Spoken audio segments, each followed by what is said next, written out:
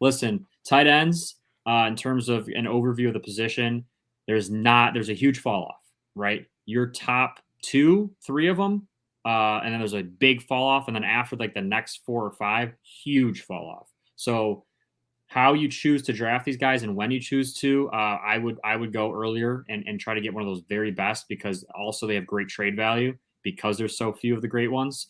But I'll start with number 5 and work my way up. And honestly, there's not many tight ends past like the 7 or 8 on the top, 7 or 8 that are worth having in fantasy. And So we're number gonna 5, have sleepers though. So yeah, for just sure be we'll have ready for sleepers, that. But here's our and top those are, five. and there's no doubt some guys that you can have on your team that will make a difference. But after those sleepers, I'm telling you, there's a huge drop off. So you want to get these guys early, and then if you do use them as trade value, a couple years ago, a little strategy, a little insight, I drafted Kelsey and Kittle in I think the second and third round, and I ended up trading Kittle for like 2 top, a receiver and a running back. So like I was able to still kind of work my roster the way I wanted to because again, if you kind of hog up the best, there's not many of them. So number 5, I have Mark Andrews.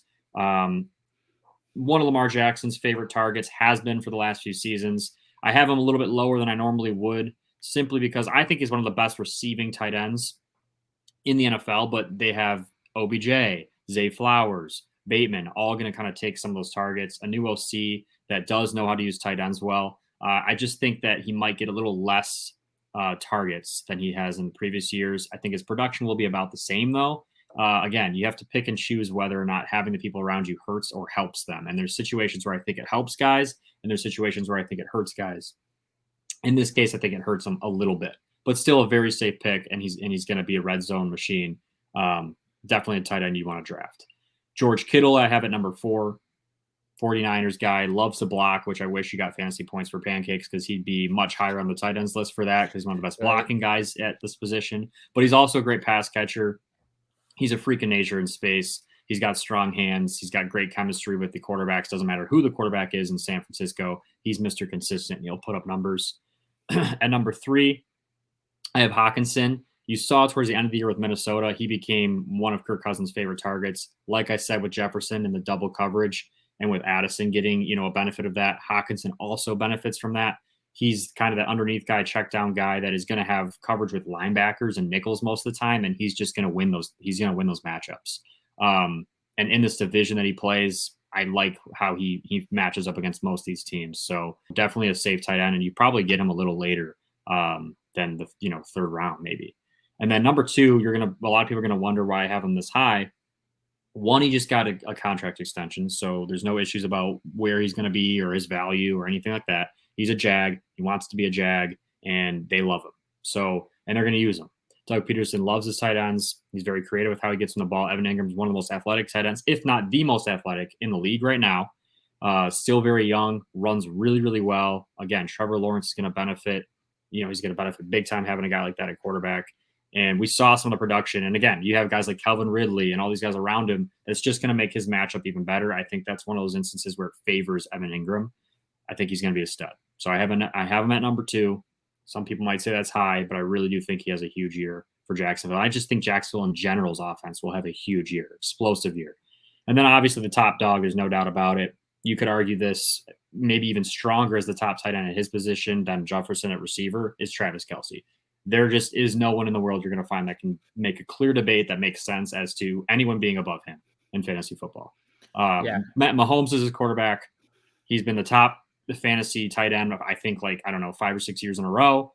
He's a red zone machine. I mean, you just look at the Raiders game last year. He caught, I think, 4 touchdowns in one game and a comeback win over the Raiders. Like, the guy's just a machine. They draw up so many plays for him. They get very creative in making sure he's on the right matchups. They motion him like crazy, so it's really hard to bracket him.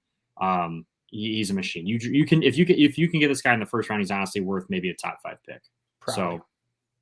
So, because worst case scenario, which just happened to me one season, like trade value, right? I mean, I had somebody give me a king's ransom because they, as you said, Mark, didn't have a tight end. Huge value, and we're willing to trade away for him.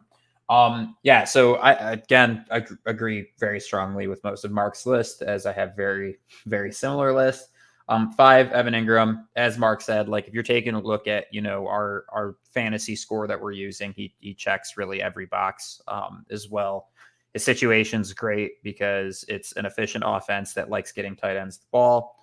They're beating up on a very weak AFC South division, in my opinion. And he himself is incredibly skilled, athletic, great hands. So that one's easy. For Darren Waller, I think his situation is really the reason why I have him this high. I think with the Raiders, he had some games where he was hot, some games where he wasn't. I think he's going to be an absolute favorite of Daniel Jones's during the season. I've been even hearing some training camp stuff that they're purposely taking him out of practice because Daniel Jones is getting complete tunnel vision on him as a target when they're practicing. And so that all sounds like music to my ears as somebody that, might be looking to grab a tight end, maybe not in the first or second round, but I think Waller will probably be there in like the third or fourth round. And I think that is a great option to take him with because he is going to get a lot of targets due to the receiving talent with the Giants, which there will be some discussions going on there when we talk about sleepers and rookies as well. 3, TJ Hawkinson. As Mark said, I mean, between Kirk Cousins enjoying feeding him the ball, fact he's got great hands, just a lot of good things to suggest that he's probably going to be a top 5 tight end in fantasy this year. 2, Mark Andrews. I think his production the past few years has been too tough to deny. I do hear Mark's argument about the fact that the wide receiver talent in Baltimore's gotten a lot better, so he might get less targets. The other flip side of that is that might open up the middle of the field for him more than he's ever had, because a lot of the time, he is kind of taking those short yardage passes and then he's immediately getting tackled after, a 5 or 6 yard pass. Yeah. I think if they're stretching out the defense a little bit more, which is something that is a very new concept if you've been a fan of Baltimore, right? The idea that you actually have receivers that aren't going to, cause the box to get loaded because they're a legitimate threat. I think that matters a lot, and I think it's actually going to benefit Mark Andrews this coming season. And then the only thing you have to think about too with Andrews, John, and that I agree with you. The middle of the field might open up, but it only will open up if Lamar is able to hit OBJ, Zay Flowers, Bateman on deep balls on the outside. If he's not able to consistently hit those guys, then it won't.